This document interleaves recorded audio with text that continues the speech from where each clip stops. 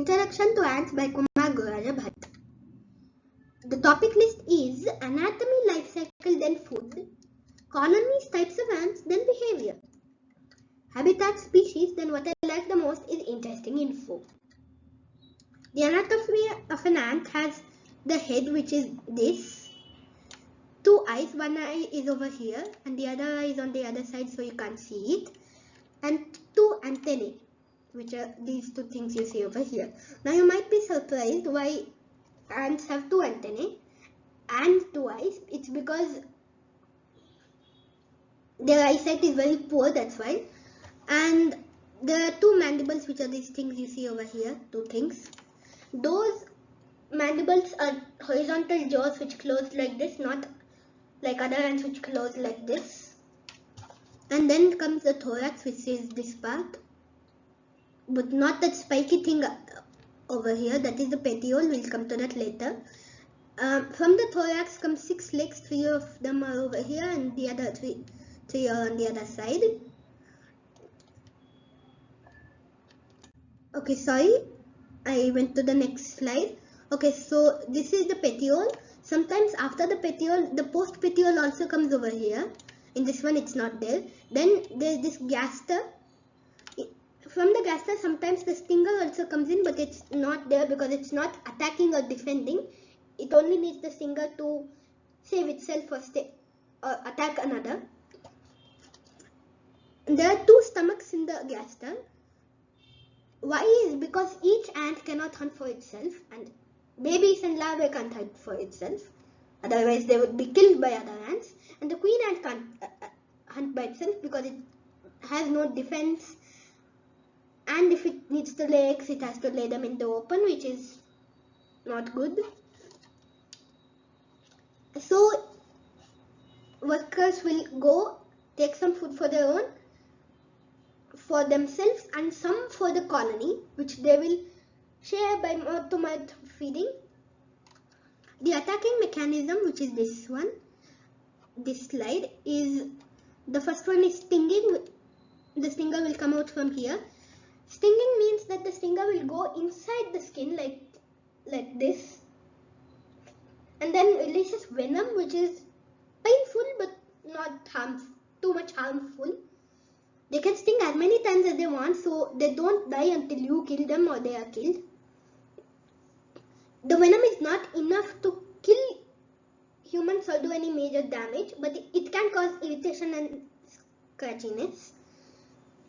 But it can paralyze its prey, such as cockroaches. When they are paralyzed, the ants will come on it and eat it. Biting means pinching with the mandibles, which is like, it doesn't pain unless it takes off your skin, which is painful. And some ants will give off acid, which is the same part near the stinger. They will spray acid into a cut, which is very painful, and some will have a different combination. The life cycle of an ant has eggs and larva. In those 2 stages, it is a very soft shell, which means you can just touch it and it might break. Not like bird eggs, which have a hard shell, bird eggs or any other eggs. When they get to the larva stage, they have a black mouth, which is the only thing you can see.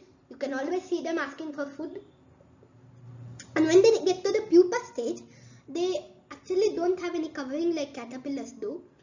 And if it becomes a queen, which means when it was an egg and a larva, it got fed more protein, then it will go to the nuptial flights, where it flies and mates with other male ants. Other male ants, not one ant. Right after mating, the male ant dies, which means it does not get any babies before. It does not get any babies when it can see them. And then the queen ant, which is mated, it will go on to produce a lot of eggs, which will make a big colony, which makes the life cycle, But if it is a regular ant, it becomes a new ant, then an old ant, then it dies, which means it does not lay eggs and does not complete the cycle. When ants die, they release an acid which we'll call death acid to allow it to take other ants to the graveyard. The graveyard has to be far away from the colony, because if it isn't, other predators of the ant will come and figure out the graveyard, and if it is close to the colony, they will figure out the colony also and will attack the colony, which means the colony is gone, because predators eat ants, and so it can't attack a predator. If a living ant is also coated with this death acid, then it makes other ants take it to the graveyard even though it's kicking them, which is weird.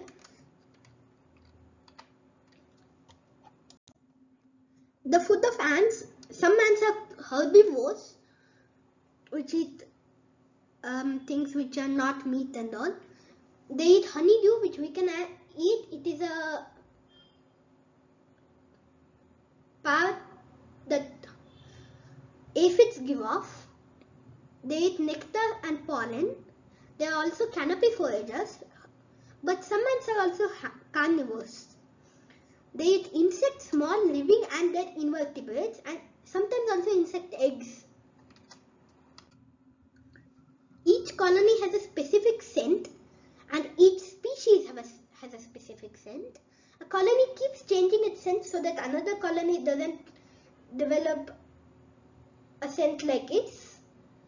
The first batch of eggs that the female lays are all female worker ants.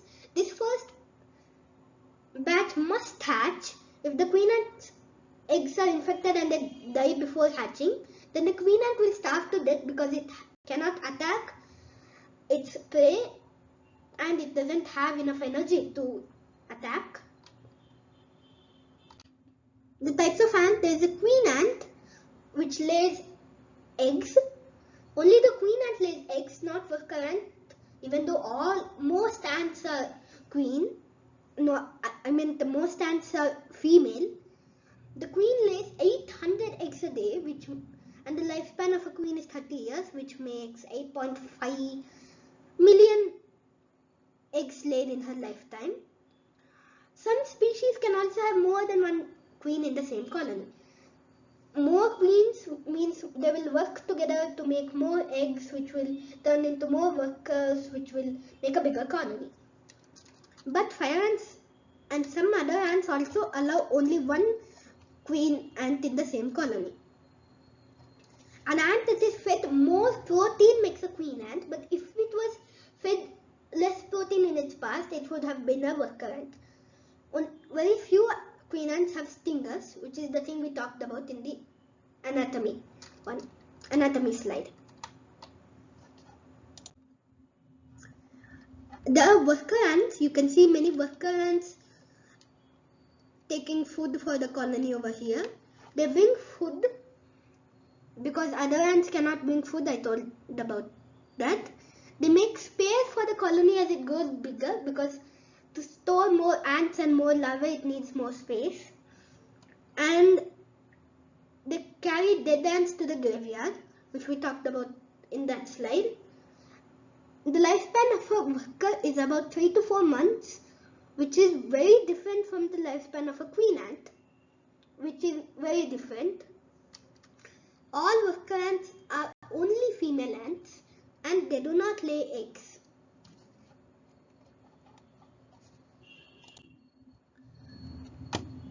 There are soldier ants. These ants are responsible for attacking and defending against enemy colonies, enemy ant colonies and predators. Here in this picture you can see two ants meeting each other. The differences between the types are the queen ant has vital organs and a reproductive system in the gaster. Workers and soldiers are female but they don't have reproductive systems in the gaster or anywhere else, and they cannot become queens after they are hatched from the egg. they have to become a queen before hatching itself, which means they have to be fed more protein. Their sizes, the queen ant is bigger. The queen ant is bigger than a super major, which is bigger than a major, which is bigger than a soldier, which is bigger than a worker. Major and super majors can cut more meat from the prey. They carry more food before the enemy ant colonies come to take food. These can act as workers who carry food and soldiers who defend against enemies. Ant behavior. Some ants attack other colonies. They take their eggs and pupae to eat some and make some into slaves. A slave ant is an ant that is not yet hatched, but its colony loses a war against another colony. Then it is taken to the winner colony, where it will have to work for the winner colony, even though it's not its own. Some ants are so dependent on slaves that they have forgotten how to work on their own. Some ants like to burrow into mud and make their nests there. Their species. Trapjaw ants have mandibles that close faster than the speed of a cheetah, which means they are fastest living organism.